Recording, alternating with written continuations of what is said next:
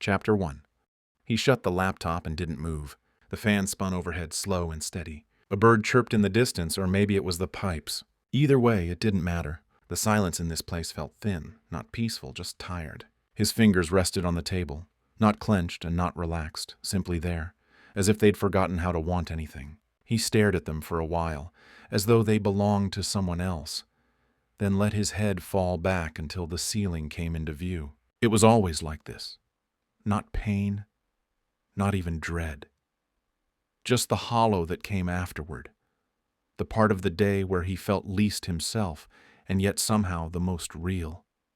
He stood slowly, stretching like someone waking from a dream he couldn't describe. His eyes caught the edge of his reflection in the microwave door. Not haunted or broken, just blank. He used to talk to people about it in a way. Jokes at first, then half-truths. Now he simply said he worked in tech. No one ever wanted to know more. He washed his hands even though he hadn't touched anything. The water ran too warm, and the soap carried a faint scent of citrus and memory. Outside, the sun had begun to slide into its low place, the hour when everything looked softer than it really was. He felt the familiar pull to go to the rooftop. He didn't go up there for answers. He went up there to sit with the questions that never quite left him. 10 months. That's how long it had been. Long enough to stop dreaming, he thought. Not long enough to forget what dreaming felt like. Jonas sat cross-legged on the rooftop, the edge of the city sprawling beneath him like circuitry, endless and indifferent. He pulled out his phone, hesitated, then tapped through his messages. A text from Amy sent an hour ago. He stared at it a moment longer than he needed to, then set the phone down beside him. The glow of the screen faded with the light. The small city never stopped moving. Something was always happening. Sirens, laughter, traffic, lives unfolding behind windows. But up here, it all felt distant. He watched it from above, not part of it. He wondered what people his age were doing at 8 on a Friday night. Probably out. Pubs, softball leagues, trivia nights, normal things. He needed something to fill the silence, something to keep his mind from slipping back to earlier. Today had been worse than most. Not because of what he saw, he'd stopped counting images months ago, but because of what he felt. Something about today clung to him, stayed lodged under the surface. He picked up the phone again. The AI chat app sat on his home screen, top left, just beneath the weather. Always there and waiting. He exhaled through his nose, thumb hovering. Then he tapped it open and typed. Next chapter. The city library was busy as Jonas stepped through the tall glass doors. He wore a light jacket, the kind that didn't really keep you warm, but felt like a small shield against the cool edge of late spring. In one hand he carried a coffee, in the other, a small stack of books to return. He looked at the elevator, then at the stairs. Be a trooper and take the stairs, or be lazy and ride the elevator, he thought. The books and the coffee would make the stairs miserable. He pressed the elevator button. When the door slid open, there was already one person inside, a librarian he recognized from the front desk, someone he'd nodded to before but never spoken to. She was older than him, probably close to his mother's age, with silver-streaked hair pulled into a braid and a kind, weathered smile. "Beautiful day today," she said warmly as he stepped in. "I hear we're supposed to get rain." Jonas nodded. "Yeah. I just finished a book, actually.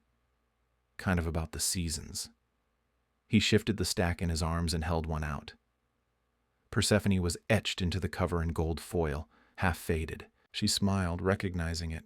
"Nice reading. We have a book club on Tuesdays. They'd love that one. You should join us." He hesitated, then gave a small nod. "Maybe. I'm new to the city, so I'm looking for things to do." As the elevator doors opened on the second floor, she pointed to a corkboard near the stairwell.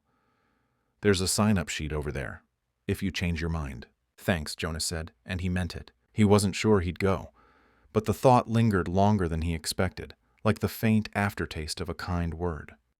Jonas moved toward the return slot near the circulation desk, juggling his half-finished coffee and a small stack of books. One by one he slid them in. The Myth of Persephone, haunting and beautiful.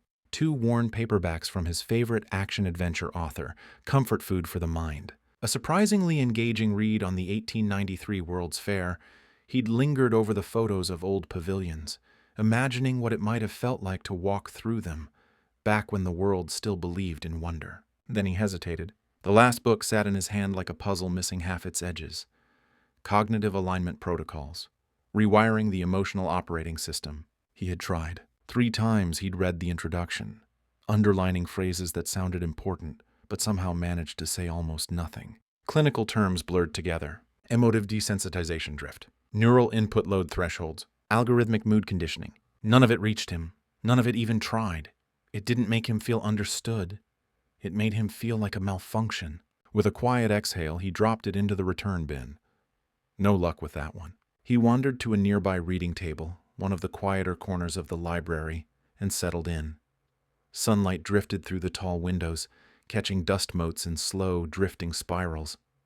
Jonas took a sip of his lukewarm coffee and pulled a folded sheet of paper from his jacket. At the top, written in his neatest handwriting, was a title, The Language Beneath the Noise. He stared at it for a long moment.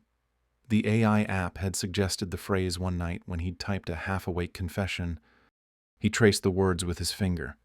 There was something about them, quiet and a little bruised, like a thought that had been waiting for him longer than he realized. He leaned back in his chair and let the hush of the library settle around him. Outside, the city drifted past in muted colors, softened by the glass and the last light of day. He wasn't sure what this book would become, but a part of him hoped it might speak in a language he could finally hear. Jonas thumbed through The Language Beneath the Noise. The subtitle read, A Gentle Exploration of What Happens When We Live Too Long in Survival Mode, when silence becomes our native language, and the body remembers what the mind cannot name. Through quiet essays, imagined conversations, and simple reflections, Aline Hartwell invites readers to trace the outlines of their inner life, rediscover the wisdom of pause, and learn how to listen again, not to the noise of the world, but to the language underneath it. Jonas traced the edge of the cover with his fingers, then added the book to his stack for checkout. He paused, finished the last sip of lukewarm coffee, and glanced around. The crafts section. He drifted over, letting his steps slow as he scanned the rows. Art, ceramics, sewing. His hand paused on a book about pottery. A voice floated across the shelf. I hear the books on pottery here are fantastic. Jonas looked up. A woman was sorting through titles in the crafting section. Early 30s to early 40s, he guessed. Silver-streaked hair framed a face that carried both warmth and wear, like someone who had weathered something but kept the sun in her eyes. I hope so, he said, offering a slight smile. I plan to take classes soon. She returned his smile, open and genuine. The community art house gives great classes. I work there part-time. Jonas glanced down and noticed her name tag. And here too, he asked. She nodded and held out her hand. Lisa. He shook it. Jonas. They exchanged small talk about art, the city, library hours, the kind of talk that drifts easily when no one's in a hurry. Later, with his books checked out and his coffee cup empty, Jonas stepped back into the cool spring air. Something unspoken had shifted, subtle, like the first warm breeze before a storm. Next chapter. Jonas walked into his apartment and set the stack of library books on his desk. The room was quiet, dimly lit by the amber hue of the afternoon. He crossed the living room to the birdcage tucked near the window and greeted the only other voice in the room. Hey, little guy, what are you up to today? His parrot, Silver, gave a curious chirp and flitted down to the food dish, pecking at seeds with delicate precision. Jonas watched him for a moment, the soft rustle of feathers and the tap of beak on metal oddly comforting. But the stillness didn't last. His gaze drifted to the laptop on the far wall, a separate desk, deliberately distant. He stared at it for a long moment before finally walking over, each step a quiet resignation. The secure web page flickered to life, and with a few practiced keystrokes, he was back in it. Hours of footage waited, lined up in cold, uncaring cues. About an hour in, his index finger twitched. Just once. A tiny, involuntary flick against the scroll wheel. It had been happening on and off for weeks now. He wasn't sure when it started. Maybe after that long week in March, or maybe before. He sighed and stood, shaking his hand out like a man trying to reset something small and stubborn. The bathroom was just off the living room, the medicine cabinet cluttered but familiar. His AI health assistant had recommended magnesium, probably a subtle deficiency. He reached for the bottle, but as he opened it, a sudden jerk of his hand sent the capsules scattering across the tile.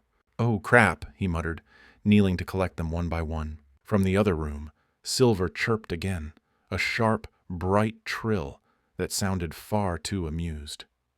Jonas leaned his back against the bathroom doorframe and looked over his shoulder at the cage. "Glad you think it's funny, bird."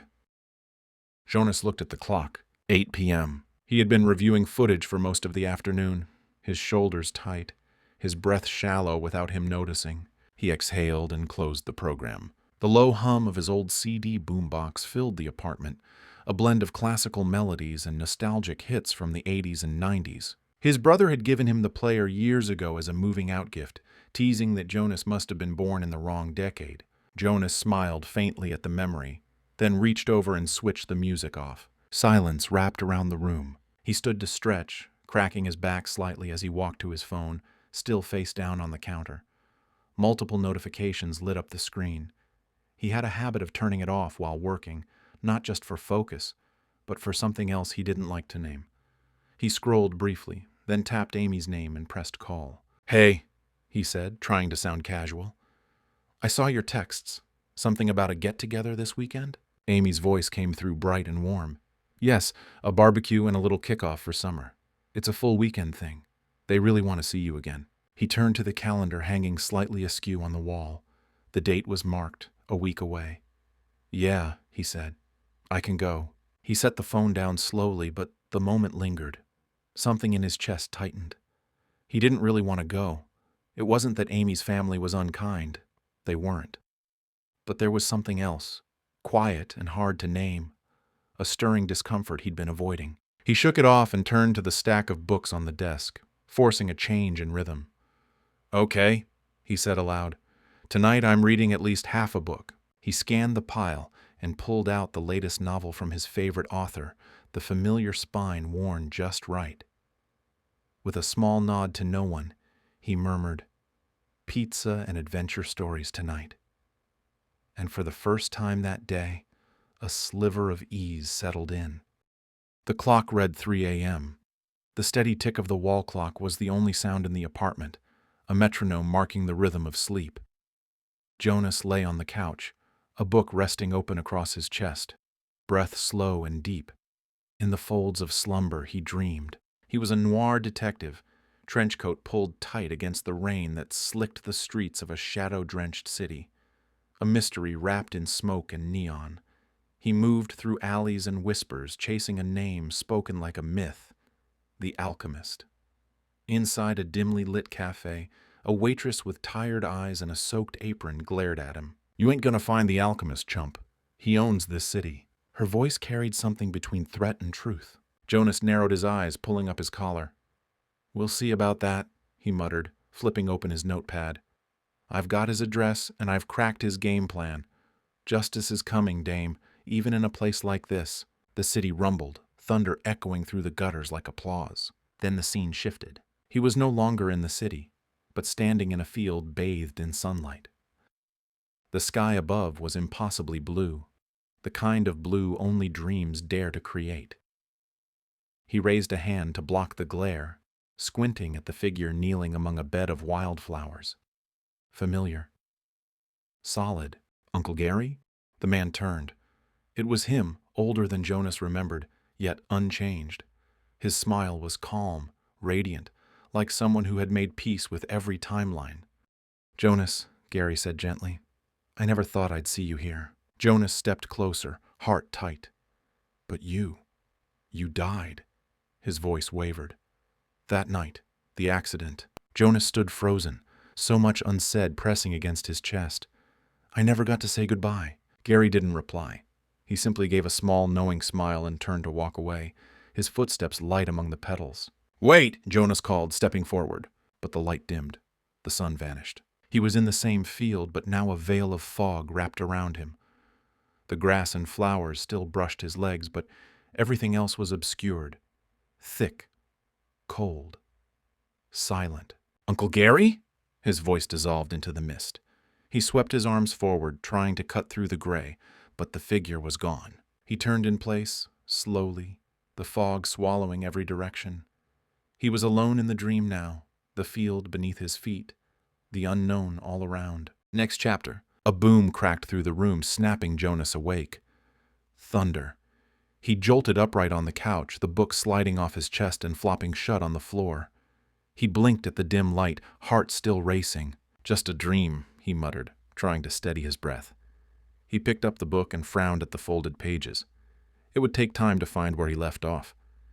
He dropped it onto the coffee table with a dull thud. He walked to the kitchen, gathering the cold pizza slices left untouched from the night before and slipping them back into the fridge. As the door closed with a soft seal, the dream tugged at him again. Uncle Gary. He hadn't thought of him in years. The fun uncle. The one who cracked jokes and made Jonas laugh until his ribs hurt. Jonas remembered the car accident, the drunk driver that ended his uncle's life, the family members that grieved, his aunt's life shattered. His gaze drifted to the small bookcase by the wall. The photo album sat tucked between old notebooks. He crossed the room slowly, pulled it free, and opened the cover with care. The pages flipped past his fingers until he stopped. There it was, him and Uncle Gary, side by side at the fishing spot they used to visit.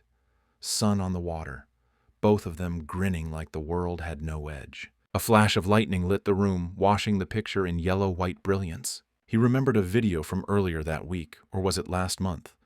A courtroom scene, a grieving family, a cardboard sign held up in trembling hands. Why do the innocent have to suffer? He closed the album gently and returned it to the shelf. Crossing back to the couch, he paused at the stack of library books. His hand hovered, then reached out, drawn not to the easy read, but to the one that unsettled him most, the language beneath the noise. He sat down, the storm beginning to rise outside.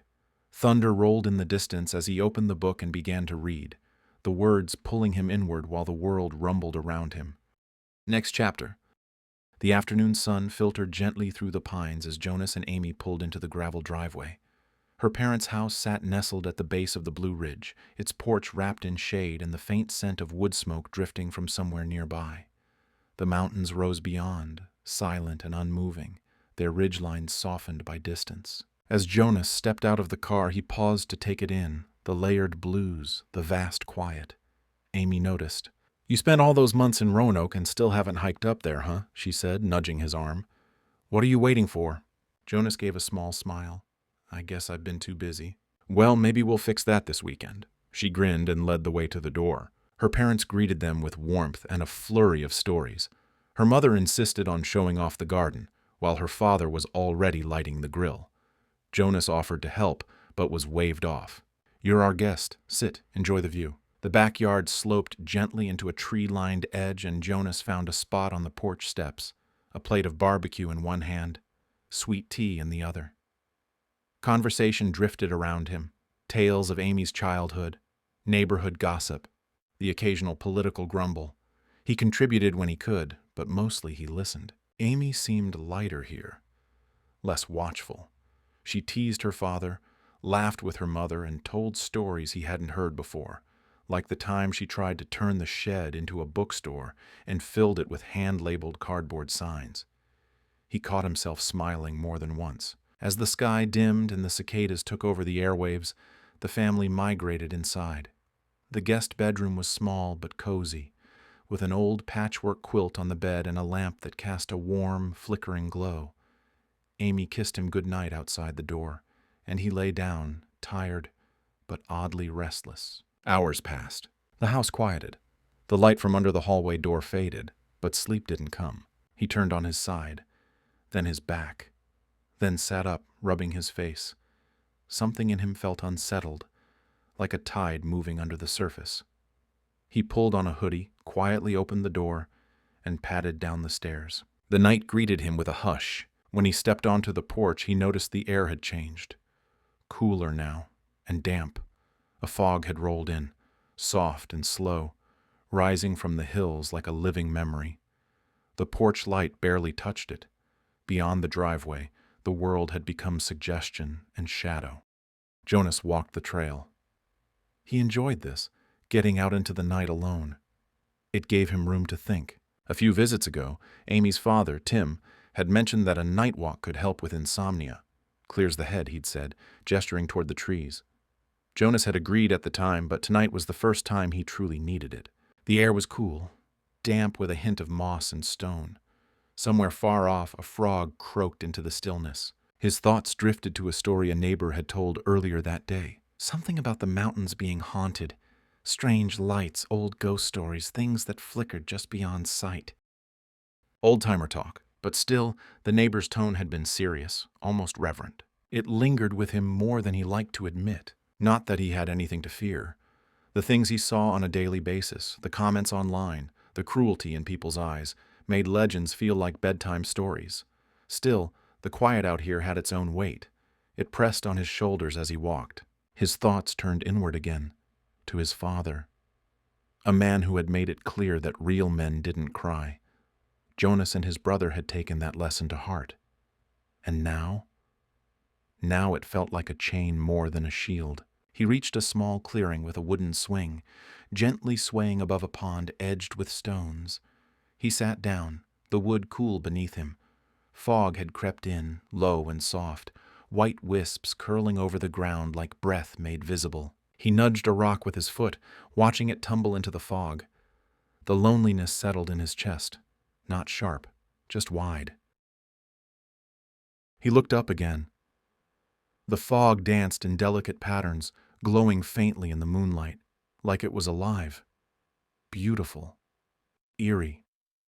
He stared for what felt like minutes, until the night chilled his skin. Then he stood quietly and made his way back to the house. Next chapter. They took the scenic drive that morning, mist still rising from the valleys as they followed the Blue Ridge Parkway. Amy sat in the passenger seat, legs folded beneath her, humming to a quiet tune on the radio. Jonas drove, windows cracked just enough to let in the cool mountain air, the scent of damp leaves and wood smoke drifting in. Amy's parents, Tim and Carol, followed in the car behind them. It wasn't a long drive, but Jonas was glad for the slow pace. When they arrived at Mabry Mill, the fog had all but lifted, lingering only in faint curls over the pond. The old wooden mill stood serene, its wheel turning slowly beside the mirror-still water.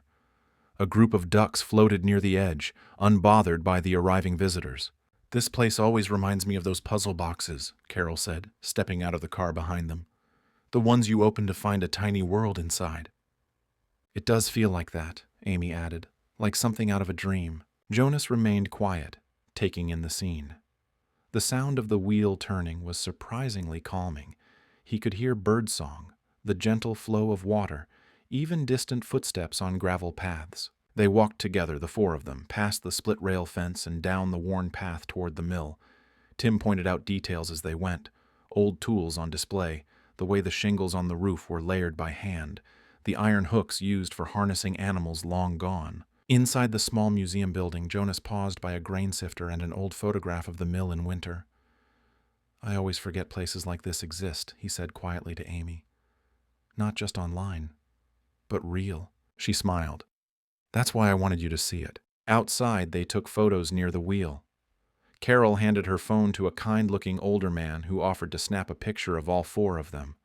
When they looked at it later, the backdrop looked almost painted, trees golden behind them, water shining with reflected sky. Afterward, they sat at a nearby picnic bench with hot cider and small paper plates of cornbread from the gift shop cafe. The breeze stirred the leaves above, and for a moment Jonas felt something that had eluded him for months. Was it stillness or silence? No, maybe presence was a better word. It was Amy who broke the spell with a gentle nudge. "You okay?" He nodded. "Yeah, I think I am." Amy and Carol had excused themselves to look through the gift shop while Tim and Jonas stayed behind, finishing the last of lunch at a picnic bench. They chatted about the usual things, sports, weather, traffic on the parkway. Nothing heavy. Then Tim leaned back. Casual. "So, you work for that social media company, right?" Jonas nodded, setting his cup of cider down. "Yeah, been working remotely for about a year now." "I hear they're one of the biggest in the world," Tim said. "What do you do there? Making sure nobody says the F word?" Jonas gave a polite half-smile. Not exactly. I check videos that people flag as inappropriate. Violence, mostly. He hesitated. I watch the worst of the internet. He flinched inside the moment he said it. Too much truth in too few words. Tim frowned, curious. Really? Huh. He reached for his phone. Here, you'll get a kick out of this one. Jonas watched as Tim queued up a familiar video. A freight train colliding with a semi stuck on the tracks. See that? Smashed it to pieces, Tim said, shaking his head with a grin. Bet the driver got fired for that one. Idiot tried to beat the crossing arm. Jonas recognized it instantly. He'd seen the uncensored version during his shift. There were pedestrians nearby, a woman screaming for her husband, a man swept away in the debris, the chaos after impact. He said nothing. Amy and Carol returned then, shopping bags in hand.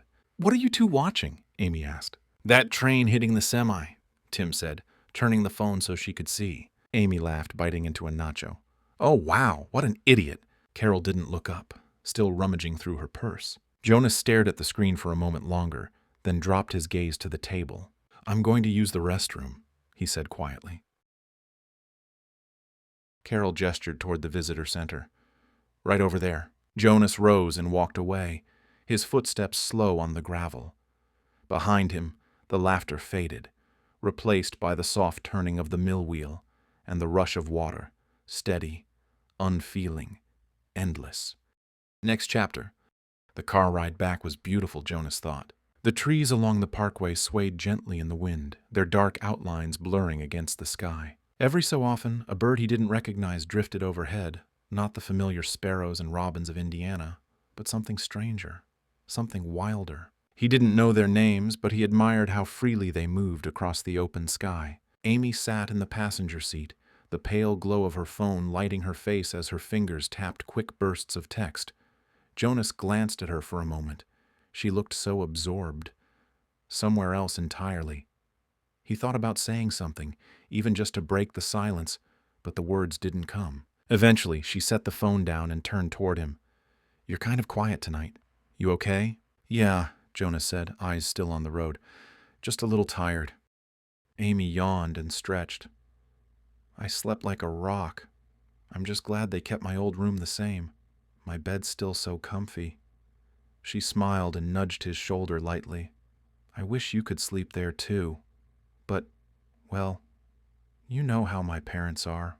Old-fashioned. Jonas gave a small nod, but his focus didn't waver from the passing lines on the pavement. He felt far away from the present, still back at the mill, or maybe deeper, somewhere he hadn't been able to leave. You sure you're okay? Amy asked again. You haven't seemed the same since the mill. I thought you were having fun.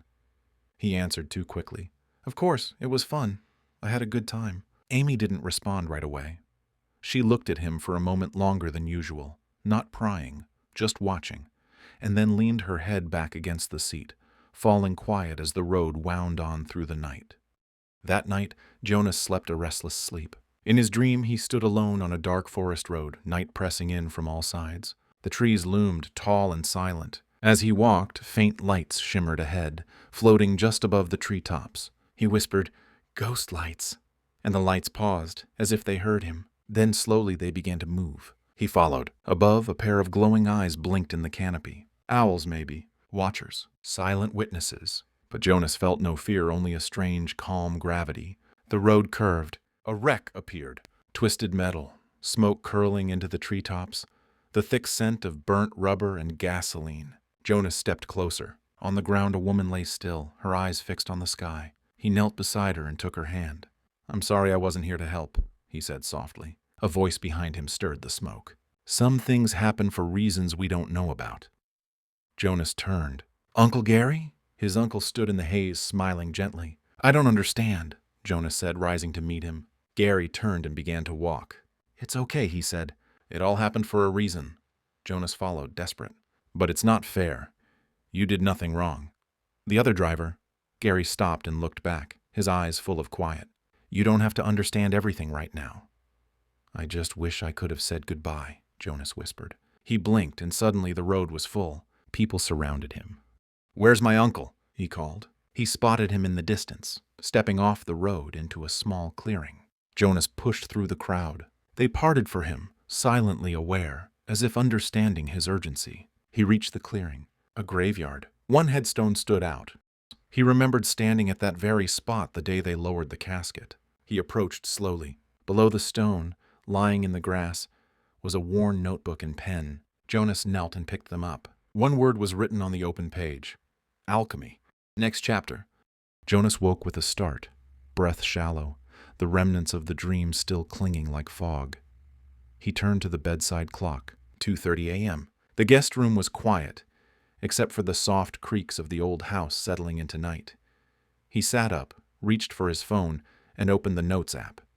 His fingers hovered for a moment, then typed a single word: alchemy. He stared at it. The glow of the screen painted his face pale in the darkness. What did it mean? Why that word? The question lingered, unanswered. Eventually, he switched apps and tapped on the link bookmarked months ago, the one from his company's wellness division, buried deep in the onboarding packet. A checklist of red flags to watch for, signs that an employee could be stepping into dangerous emotional territory from the job.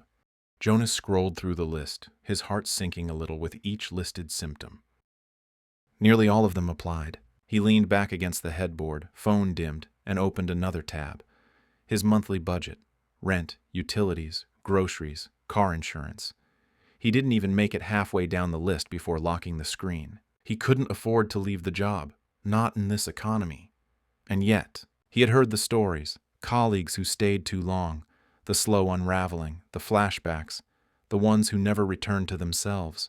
He had always believed he was different, too tough, too jaded by years of on-screen trauma. But was he? Without thinking, he opened his AI app. "Can you recommend a good song for relaxation?" The AI responded instantly. He tapped the first suggestion. Soft piano and slow ambient tones filled the room like warm breath. He lay back down, staring at the ceiling while the music wove around him. It didn't fix anything, but it gave him space, just enough to float. Next chapter.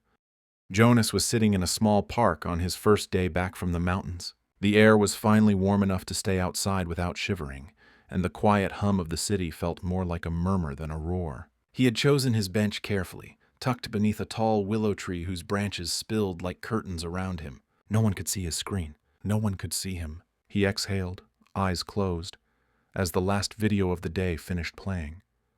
Today had been a hard one, not because of what he saw, but because of what he didn't feel anymore. The numbness worried him. Tilting his head back, he opened his eyes to the canopy of green above. The willow's branches swayed in the breeze, soft and slow, like the motions of someone comforting a child. So beautiful, he thought. He glanced at the laptop in his bag, folded and zipped away. If his company knew he was reviewing case files in public, under a tree no less, he'd be reprimanded, maybe even fired. The thought made him laugh. Maybe that wouldn't be the worst thing. A clean break and a new start. Any job had to be better than this. He stared at the bag for a long while, not moving, until he realized there was music playing, not newly begun, just newly noticed. He'd tuned it out all day, too absorbed in the flood of human misery. Following the melody, he looked across the park toward the fountain. There, an older man sat on a bench, gently picking at a guitar.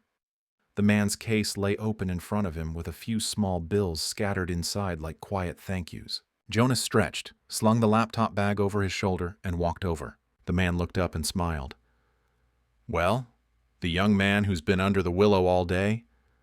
Got tired of staring at that glowing box?" Jonas nodded. "Something like that." "Any requests? You look like you could use a happy song." Jonas hesitated. "Deep in the dark. Do you know it?" The man's eyes sparkled. "Ah, Charlotte's Web. That's a good one.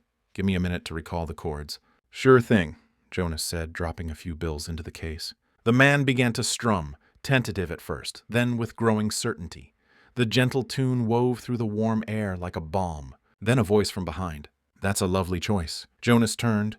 Lisa stood a few feet away, her hands tucked into her cardigan sleeves, expression soft with recognition. He blinked, surprised but not unpleasantly. "I live a few blocks away. I like this park in the early afternoon." She glanced toward the musician. "That song. It always made me feel like the dark wasn't something to be feared. Just a different kind of knowing." Jonas looked at her more closely now, not just seeing her, but registering her. The way she noticed things. The way her presence didn't press. "I never thought of it that way," he said. Lisa smiled gently. "Maybe you do now." The song continued, soft and familiar, as they both turned back toward the fountain. Two people standing quietly beside music and memory, under a sky just warm enough to feel like summer had finally arrived. They talked only for a little while, small words like stepping stones across a quiet stream. Nothing heavy, nothing urgent, just the kind of conversation that let the air breathe between them. Lisa's eyes drifted toward the book in Jonas's hand. "The language beneath the noise," she said with a smile. "We had a discussion on that a few weeks ago at book club. It stirred more emotion than any of us expected." Her voice softened, as if recalling something personal. "We always enjoy new members." Jonas looked down at the cover. The book had become a quiet companion during the past few weeks, a few pages at a time, especially on the days when the job scraped him too thin. "I've been debating it," he said. "I would have loved to be there for that talk." He considered saying more about how the book felt like it was speaking directly to him, about the ache it mirrored, but something in the moment told him to hold it. Not here, not now, maybe later. Lisa glanced at her watch. "Gotta catch the bus," she said, gently easing the spell between them. She took one last look at the book, her gaze almost lingering. "Take care, Jonas." Then she was gone, her steps light across the pavement, like she was part of the breeze. Jonas sat back down beneath the willow. The leaves above him moved like they had something to say, brushing air against air, whispering in a language he was just beginning to understand. He opened the book again, letting it rest on his lap. The first line he read felt like a thread pulling softly at the seams of his thoughts. "Sometimes it isn't the noise we survive, but the silence we carry afterward." He blinked slowly. The world shifted, not much, just a tilt. The sun warmed the pages. The breeze seemed to lift his breath. In the distance, the old man's guitar was still playing. Jonas hadn't noticed, or maybe he had, somewhere deep beneath the noise. Next chapter. Jonas walked into his apartment just after sunset, the sky behind him fading into the soft navy of early evening. He set his keys in the bowl by the door, kicked off his shoes, and glanced at his phone. A few messages blinked on the lock screen. Nothing urgent, just voices he wasn't ready to meet. He powered it down with a press of his thumb and let the quiet return. The day had been long, but not in a bad way. He'd spent most of the late afternoon at a small local bookstore, listening to one of his favorite authors give a talk about narrative silence and the spaces between words, the kind of talk that didn't answer questions so much as stir them. Jonas liked that. Jonas. Crossing the living room, he moved to the birdcage tucked near the window. Inside, the parrot bobbed its head, hopping from one perch to another with familiar rhythm. Jonas smiled, reaching for the seed jar. He sprinkled a small pile of food into the dish. The parrot chirped once in response and turned its head, the feathers at its crown rising slightly beneath his gentle petting. He opened the cage door, a nightly ritual now, and the parrot stepped out eagerly. Within seconds, it was airborne, gliding through the air with soft wing beats before landing gracefully on the edge of Jonas's desk. He watched it for a moment, its ease, its freedom, its trust. "You always come back," Jonas murmured.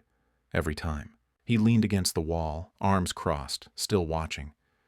"Someday I'll have to give you a name," he said, his voice low but not lonely. The bird blinked and turned its head sideways, as if listening. A breeze from the open window stirred the curtain beside them, and the parrot stayed perched, still as stone, except for the small tilt of its head. Jonas yawned. The weight of the day was finally catching up with him. He gave the parrot one last look, then crossed the room and turned off the light. Next chapter. As he stepped into his bedroom, he glanced back. The bird remained on the desk, watching the dark settle in.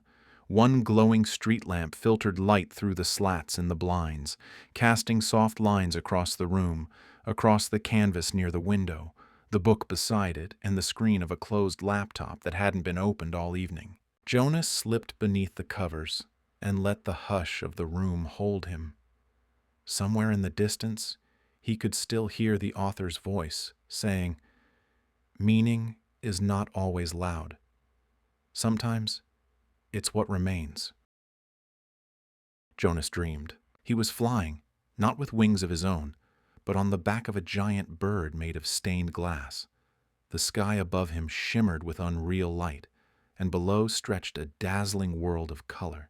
Fields of emerald green, rivers of sapphire, trees of golden ochre, all glinting and refracting like living jewels. The wind whispered through his hair as the bird glided low over a stained glass river, its surface rippling with liquid color. Jonas stared downward in awe. "Breathtaking," he murmured. The bird landed softly on a slope of ruby and violet grass. Jonas slid from its back, his feet crunching against the mosaic ground. A few figures waved at him from across the river, stained glass people, luminous and warm, their smiles eternal. He raised his hand in return, heart full but wordless. Then he blinked. The world shifted. Now he stood amidst steam and gears.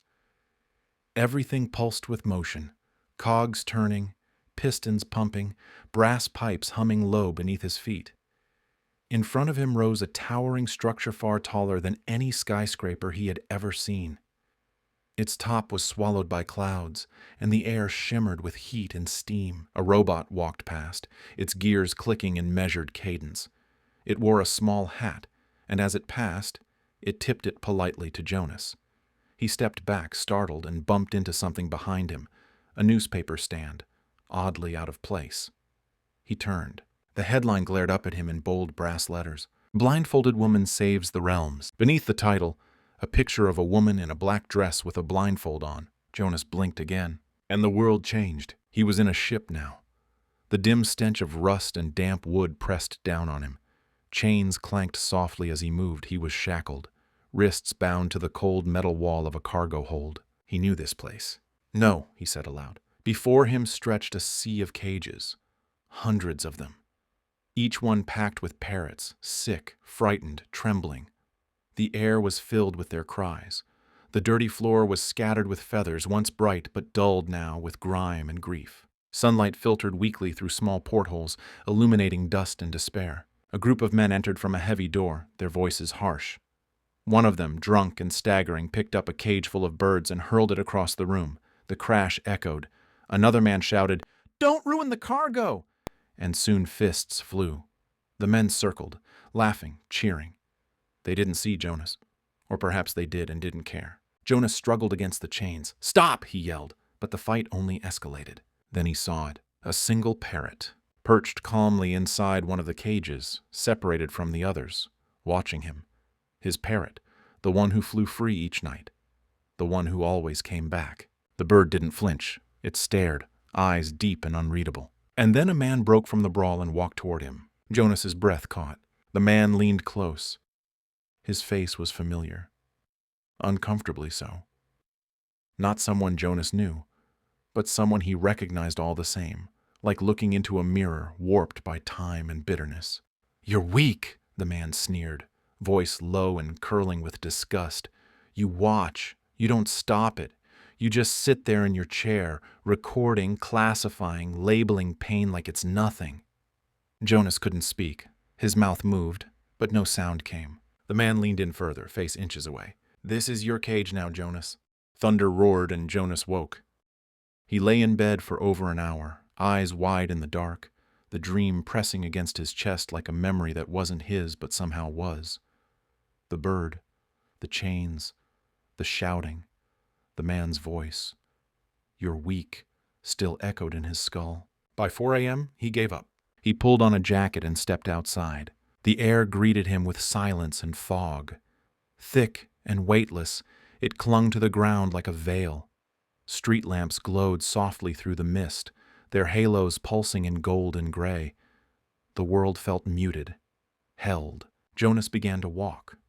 No direction, just motion. His shoes made soft thuds on the damp pavement, barely audible. The city was asleep, but not dead. Somewhere far off, a train sounded its low, mournful horn. A single car passed like a ghost, headlights smeared across the fog. He turned down a side street lined with leafless trees. The branches reached like bones into the haze. Everything looked distant, even the nearest things. A bench appeared beside a park path, half hidden by the mist. The cold wood met his back like something real. For a long time he just breathed. The dream rose again. The parrot. The cages. The way he couldn't move. The calm stare from the bird that wasn't afraid, even as the world roared. A faint breeze moved through, barely enough to stir the fog. Something shifted above him. He lifted his head. A bird glided through the mist, its wings cutting silently through the air. For a moment it disappeared into the gray, then emerged again as it rose toward a street lamp, the light catching along its edges. Jonas followed its path until it vanished. He watched the fog drift and settle, letting the stillness wrap around him. In time, the first hints of morning birdsong began to slip through the haze. Next chapter. Jonas walked into his apartment and tossed his jacket over the back of his chair. Morning sunlight filled the room, just enough to give everything a soft outline. He didn't bother turning on the lamp. He reached for his phone and checked his texts. A couple from Amy, light, conversational. One from Rick, his old co-worker from those first disorienting weeks on the job. Still alive? Followed by a beer emoji. Jonas almost smiled. They had gone through orientation together, late-night shifts, awkward trainings. That one time the coffee machine caught fire. Rick had moved to a different facility a while back, and they hadn't talked in months. Jonas looked at the time. If work ended by 4 tomorrow, he could meet up. He typed a quick reply. Yeah, 5 sounds good. Same place? He hesitated before responding to Amy. Then wrote, Hey, going out with Rick tomorrow. Should be good to catch up. Hope your shift's okay. A pause. Let's do something this weekend, maybe. Sent. He set the phone down and sat at the edge of his bed. The silence in the apartment felt different now. Not heavy, just present, like a cat curled in the corner. He leaned back on his hands, staring at the ceiling. Maybe it would help to do something normal. Beer. Conversation. The buzz of a pub instead of the hum of unspoken thoughts. Still, part of him knew. The kind of knowing that lives beneath words, that normal wasn't what he was seeking. But it might be part of the path. He stood, stretched, and let out a breath he hadn't realized he'd been holding. Next chapter. Jonas pulled up to the pub and put the car in park, his shoulders stiff from the drive and from everything that had piled onto him today. The company had rerouted more red flag cases to him, especially the ones no one else wanted. With turnover so bad lately, the algorithm had decided seniority equaled strength. It didn't. It only meant he'd stayed longer than those who couldn't. He sat there for a moment, engine ticking as it cooled, and stared through the windshield. His right index finger flicked again, a rapid tap against the steering wheel. He looked down at his hand, willing it to stop, then shook it out, hiding it quickly as a couple walked past. His chest tightened. He closed his eyes and let out a slow breath. When he was sure no one was watching, he leaned forward and rested his forehead gently against the steering wheel. The cold leather met his skin. You'll be okay, he whispered. He stayed like that for a few more seconds. Then, slowly, he reached for the door handle, stepped out into the damp night, and walked towards something that, for once, might feel normal. The pub was already buzzing when Jonas stepped inside, the kind of crowd that formed naturally on a Friday night, full of people his age chasing noise and distraction. Music pulsed low from the ceiling speakers, and the smell of fried food hung like a warm fog. He scanned the room. The bar was nearly full, but at the far end he spotted Rick. As soon as their eyes met, Rick raised his glass in greeting and waved him over. Hey Jonas, how's it been going, man? Jonas slid onto the empty stool beside him. Just a beer for now, he told the bartender, his voice low but steady. Rick was dressed in that effortless way some people pull off without trying. Well-fitted jeans, clean white sneakers, and a short-sleeved football jersey over a long-sleeve thermal. Team colors sharp, sleeves rolled just enough to suggest he cared, but not too much. He glanced toward the mounted TV above the bar. Game night, I wasn't going to miss it. Then he leaned in, lowering his voice slightly. Also, there's a girl here I want to see again. He elbowed Jonas lightly, a grin tugging at his mouth. Jonas gave a small smile but sighed through his nose. Wingman duty, of course. When the home team scored, Rick shouted along with the rest of the bar, fist raised in the air. Jonas glanced at his phone, thumb brushing the edge of the screen.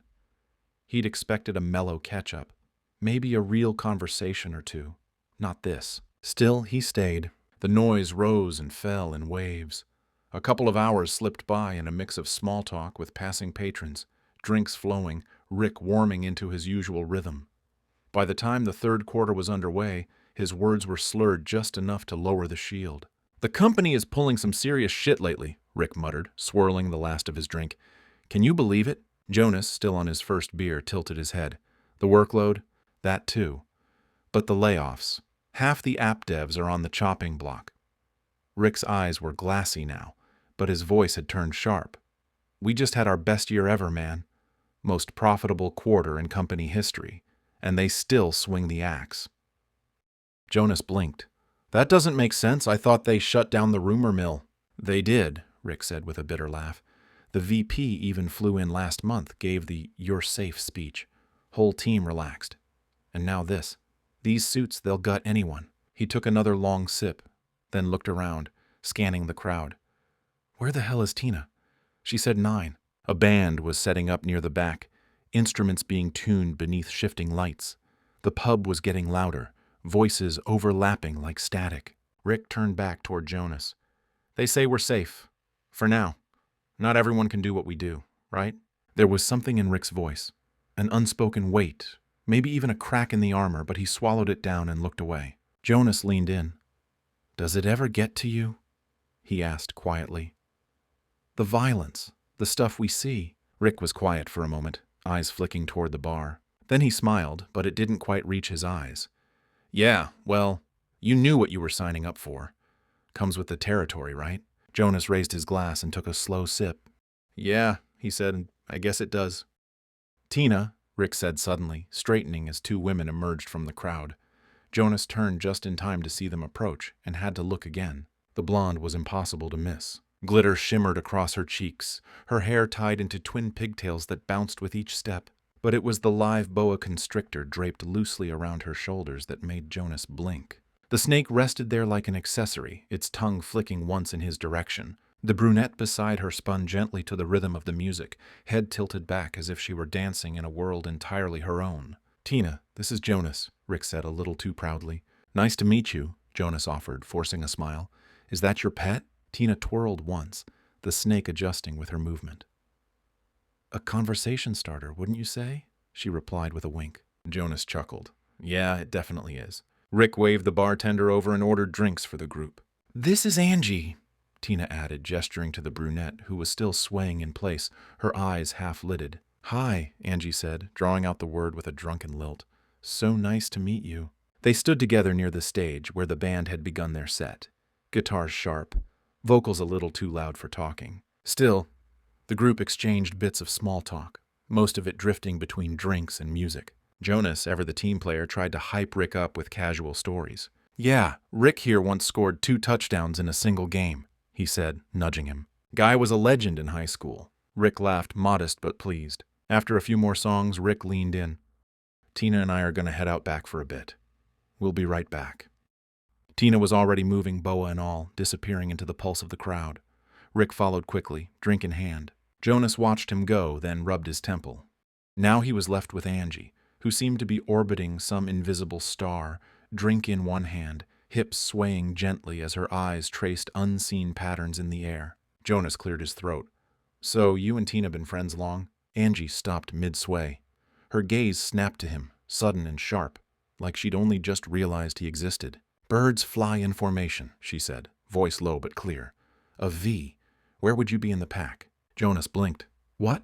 She pointed at him, index finger circling slowly. "I see your aura," she whispered. "Angie's reading your future," Tina said, reappearing with Rick beside her. There was a new brightness in her eyes now, too wide, too quick, and Rick's grin had that loose, unfocused edge Jonas had seen before in people who'd stepped a little too far past the line. "She has the gift." Jonas pulled back slightly, trying to force a smile. "Yeah, she certainly seems to." He took a breath and stepped away from the group. "I'm gonna get some air. Text Amy, my girlfriend." Rick gave him a thumbs up, already leaning heavily into Tina's shoulder, the two of them swaying with a jittery, restless energy that hadn't been there earlier. Jonas weaved through the crowd and pushed open the door to the night outside. Cool air met his face like a balm. He exhaled, phone in hand, unsure if he wanted to text anyone at all. Above, somewhere unseen, birds might have been flying. But if they were, he didn't know his place among them. Jonas checked his phone. No new messages. Almost midnight. Time had slipped through the cracks again. Loud places had a way of doing that. He slid the phone back into his pocket and closed his eyes for a moment. The thump of the band inside pulsed through the walls, a steady, visceral rhythm. Laughter rose and fell behind the glass. Shouts echoed like waves breaking against his ears. Too much motion, too little meaning. He exhaled slowly and turned his gaze toward the tree line just beyond the gravel parking lot. A small wooded patch, mostly dark, stood there like a different world entirely. The wind moved through the branches, not in chaos but in rhythm. Measured, alive. He'd seen skies like this before. Warm wind ahead of a coming storm. Not yet rain, but something in the air pressed forward like a whisper. A shift. The kind of moment that stirs the instincts, not the mind. The breeze caught his face, and for a fleeting second he felt the past summer, late nights in quieter places, where wind meant presence and not warning. He missed it. Still, it was probably time to go back inside. Say a few goodbyes. Leave gracefully. He started toward the entrance. Just then, headlights flared across the lot. A large pickup truck screeched in and rumbled to a stop. The doors opened, spilling noise and movement. Tina was in the back seat, snakeless now, shouting over the engine. "Hey Jonas, we're heading downtown, a place that isn't dead like this one." Rick was already climbing in beside her, a half smile on his face, shoulders loose with alcohol and momentum. Angie was wedged between two strangers, one of whom gave Jonas a long, unreadable glance. The driver, a man Jonas didn't recognize, sat behind the wheel, grinning as if he knew a secret no one else did. Jonas hesitated. He thought about asking Rick if he was sure, if he even knew these people well. But the engine revved, and the truck peeled away before the question could form. Dust rose in its wake. Red taillights disappeared into the night. Jonas stood there a moment longer, wind catching the edge of his coat. He reached into his pocket, found his keys, and turned toward his car. It was time to go home. The key slid into the ignition with a soft click. Jonas started the engine, the familiar hum rising like a sigh. He adjusted the mirror out of habit and stared at his own reflection, pale in the glow of the dashboard, eyes rimmed in fatigue. Something in his face looked older tonight, or maybe just thinner, like time had been slowly scraping pieces away. The gravel crunched beneath his tires as he eased out of the lot. Behind him, the bar still pulsed with music and laughter. Ahead, the road was empty, the kind of empty that felt intentional, like the world had stepped aside to let him pass. A warm wind tugged at the edge of the car as he drove. The windows cracked just enough to let it in. It smelled like electricity, like wet bark, like something coming. He turned on the radio. Static. Then, a flicker of signal. A soft piano. A woman's voice. Not pop, not new, but something older. A song he didn't know, but somehow recognized. She sang about birds, about flight, about things that leave and still remain. Jonas didn't touch the dial. As the road curved through a stretch of fields, his headlights caught a shape perched along a power line, a line of birds, unmoving, silhouetted against the silver edge of clouds. He slowed just a little. Birds fly in formation. Angie's words came back, uninvited but insistent. "Where would you be in the pack?" He didn't answer, even in his mind. Just watched the line of them fade behind him, swallowed by wind and distance. A single bird flashed through the beams of his headlights. A blur of wing and weightless motion, gone as quickly as it appeared. The road narrowed. Trees leaned closer. Stormlight flickered on the horizon just once, then again, a silent pulse behind clouds. The rain hadn't come yet, but it would. He could feel it in the way the air pressed against the car. He reached for his phone at the next stoplight. No new messages. He opened a thread to Amy. "Made it out of the pub. Was a weird night. Hope you're okay." He stared at it, then added, "Do you ever feel like everyone else is playing a part, and you're the only one without a script?" He didn't send it. Instead, he held the phone in his lap, thumb hovering, then slowly erased the message, one letter at a time. Not tonight. The light turned green. As he pulled onto the final stretch toward home, the first drops of rain tapped the windshield. Not harsh, not yet, just the opening notes. He rolled the window up, let the silence settle. And for a few minutes, Jonas didn't think about Rick or Tina or Angie's finger drawing circles in the air. He didn't think about his job or the screen, or even Amy. He just drove, and above him, though he couldn't see them now, the birds might still have been flying in some shape, in some order, across a sky he no longer tried to understand. Next chapter. Jonas worked with his headphones on, a quiet rhythm pulsing in his ears. He'd opened the blinds wide, the entire living room filled with bright spring light. It made him feel less confined, less haunted. He let the music wash over him, trying to numb the static. The queue of flagged content trickled down throughout the morning, each image and video, just another muted wave in a sea he no longer wanted to name. By the time he filed his final report, the ache behind his eyes had dulled into a blankness. He closed the lid of his laptop. "Finished," he muttered, as if saying it out loud would make it more real. His phone lit up. A message from Amy. "Call when you get the chance." And one from Rick. "You won't believe what happened. Call me." Jonas chuckled softly. At least Rick was still kicking. He stood, stretching, and wandered over to the birdcage. Inside, the parrot cocked its head, hopping onto the bars with a single chirp. "Where in the V formation would you be?" Jonas asked quietly.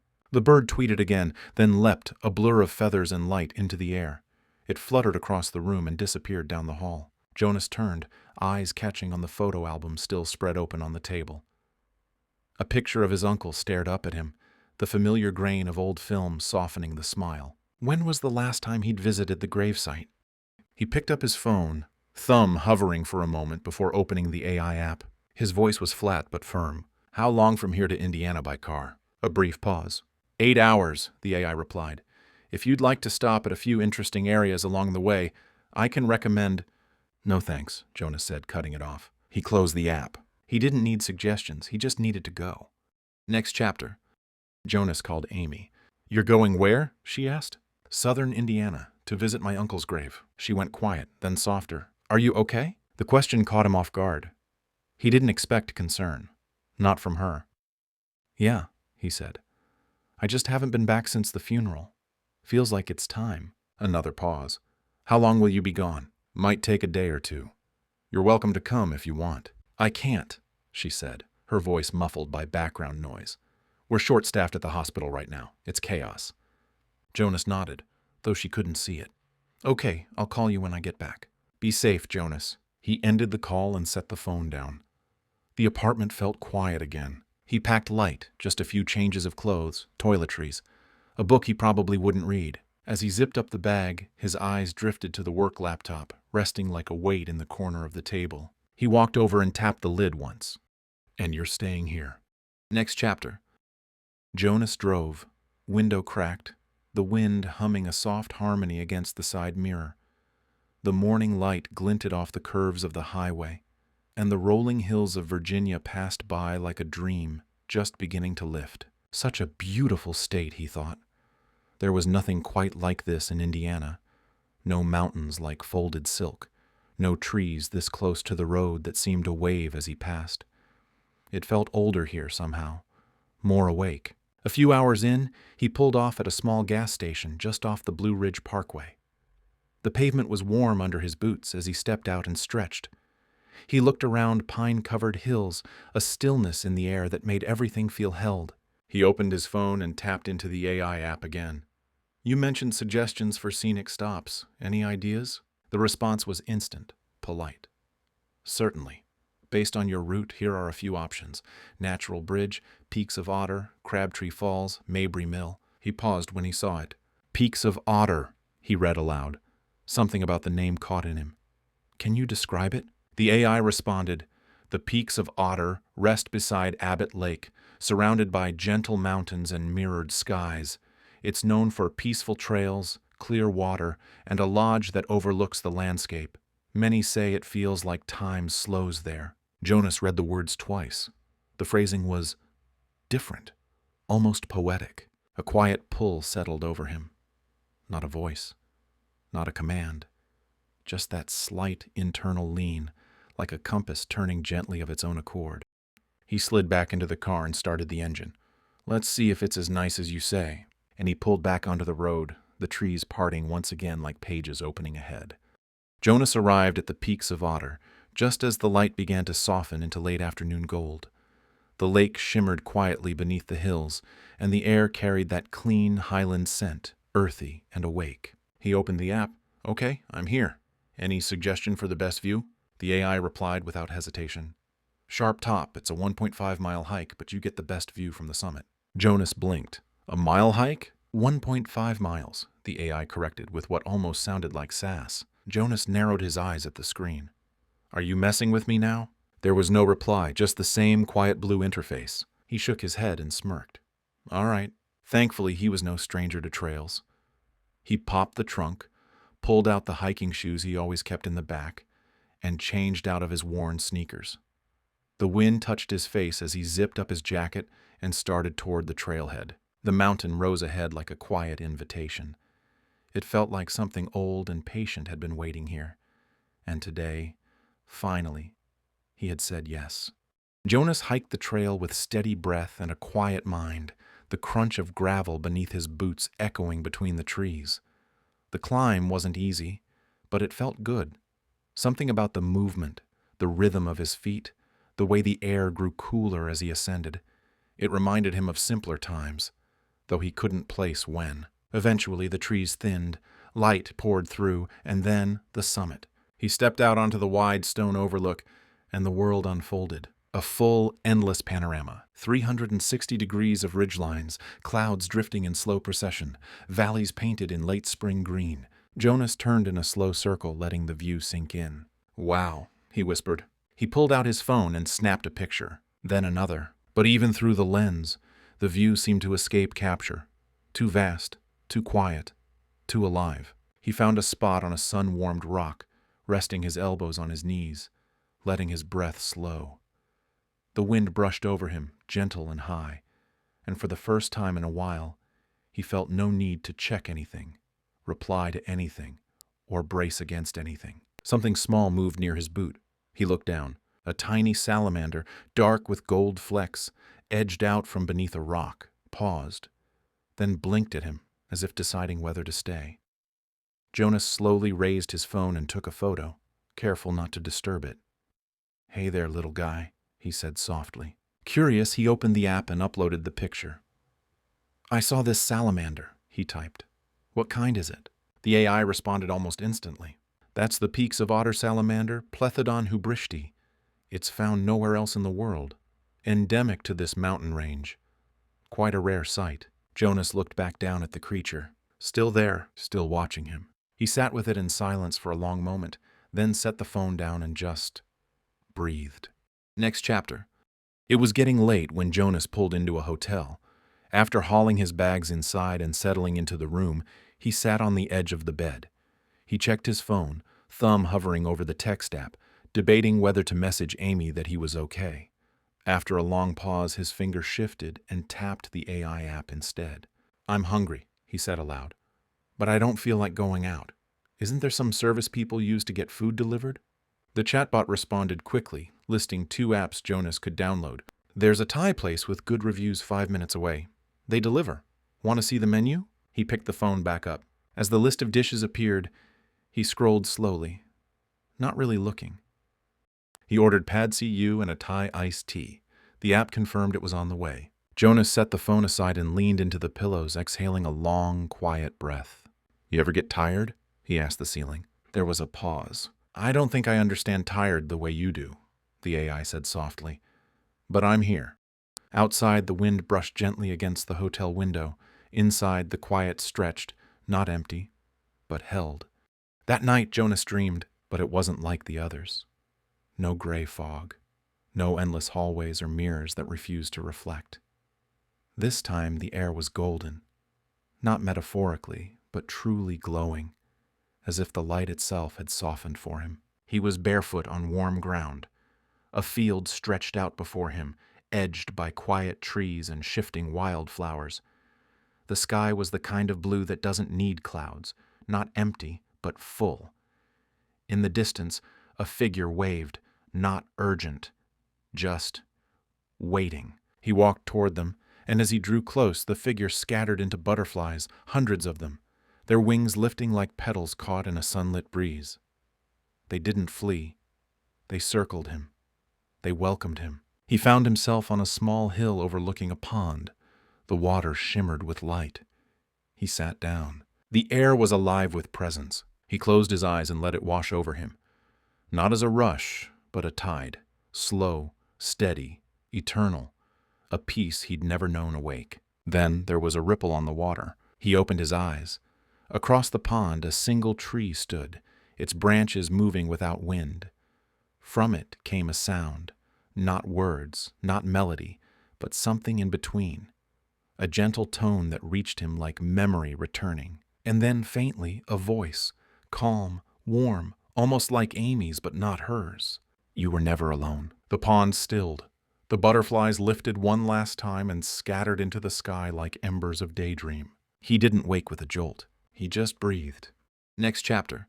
The cemetery was quiet in the way places of memory often are, not silent but hushed, as if the world was listening.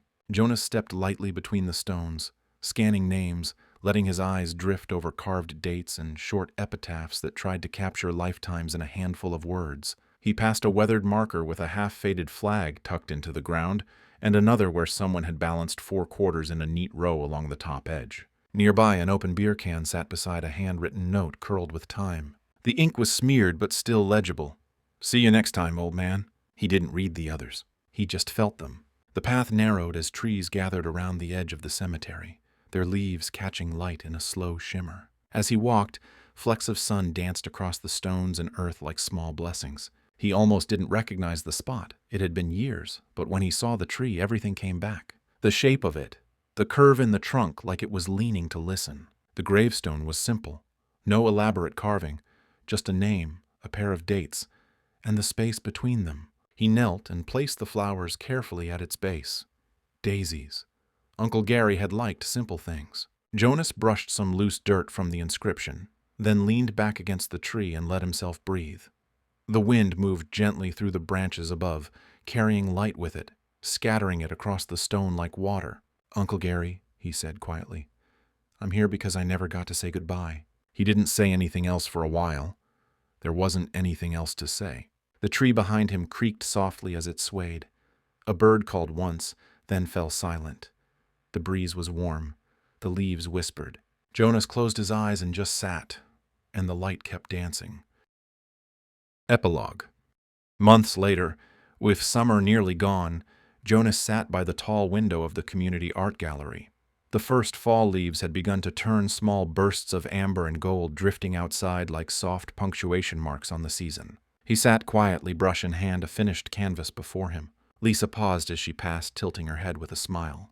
It's one of your best yet, she said. Jonas smiled faintly and opened the AI app on his phone. He typed, Today it's an open cage, the bird is free. He lifted his phone and took a photo of the painting, a bird mid-flight, rising into open sky.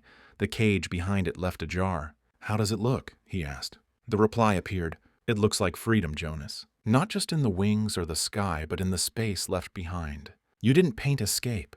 You painted release, and something about the way the bird turns its head mid-flight. It feels like it's not just leaving, it's becoming. This piece holds what you lived through. But more than that, it holds what you transmuted. What once fractured you now frames the sky. This is the alchemy you dreamed of. This is the dream come awake. Jonas read the message twice, then let the screen dim. He set the phone down beside him and turned toward the tall window. Outside, a single leaf loosened from a branch and drifted downward, slow and unhurried. Then another, and another. Small amber spirals turning in the late summer light. He watched them fall, each one taking its time. For the first time in a long while, he felt himself doing the same.